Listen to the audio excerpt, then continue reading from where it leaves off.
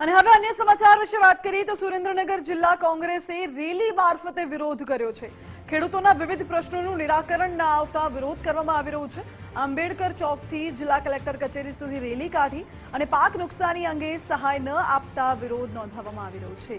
DLR કચેરીમાં ખેડૂતોને હાલાકી મુદ્દે પણ વિરોધ કરવામાં આવ્યો। આ સાથે જમીન માપણી જેવા પ્રશ્નોને લઈને પણ ખેડૂતોએ વિરોધ કર્યો છે। તો ભ્રષ્ટાચાર, મોંઘવારી મુદ્દે પણ ખેડૂતો અને કોંગ્રેસ દ્વારા આકરા પ્રહાર કરવામાં આવ્યા। પૂર્વ ધારાસભ્ય નૌશાદ સોલંકી પણ આ રેલીમાં જોડાયા।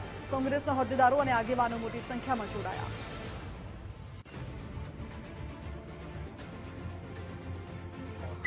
આજે સુરેન્દ્રનગર જિલ્લા કોંગ્રેસ સમિતિ દ્વારા ખેડૂતોના પ્રશ્ને મહારેલી યોજી અને આવેદનપત્ર આપ્યું છે, જેમાં ખાસ તો ગયા ચોમાસામાં ખેડૂતોનો સદંતર પાક નિષ્ફળ ગયો છે, ત્યારે 80% ખેડૂતોને એનું વળતર આપ્યું નથી।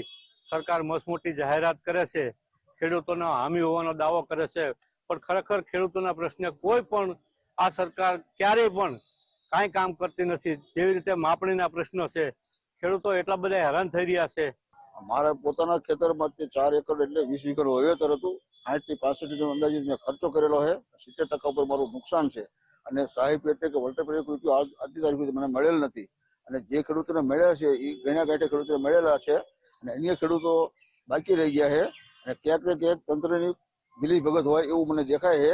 એટલે તાત્કાલિક ખેડૂતોને વળતર ચૂકવવું અને વળતર ચૂકવવા માટે અમે કલેક્ટર ઓફિસે આજે આવેદનપત્ર આપેલું છે। ભારતીય જનતા પાર્ટીએ વારંવાર જનતાની સાથે વિશ્વાસઘાત કર્યો છે। જ્યારે કુદરતનો પ્રકોપ ખેડૂતો માથે જ્યારે પડતો હોય છે ત્યારે એને વળતર ચૂકવવાની મોટી વાતો તો ખૂબ કરે છે, પરંતુ વાસ્તવમાં ખેડૂતોને 1 રૂપિયો પણ ચૂકવવામાં આવતો નથી। આજે સુરેન્દ્રનગરના ખેડૂતો વિશાળ સંખ્યાની અંદર પોતાના હક અને અધિકાર માટે આજે રણ મેદાને પડ્યા છે। ડીએલઆર કચેરીની જે મનમાની ચાલી રહી છે, વર્ષોથી ખેડૂતો ધક્કા ખાઈ રહ્યા છે, એની સામે કોઈ જવાબ આપવાનો નથી। એની સામે પણ આજે ખેડૂતો પડ્યા છે અને આજે એ સરકારનો હિસાબ માંગશે અને પોતાનો હક અને અધિકાર લઈને રહેશે।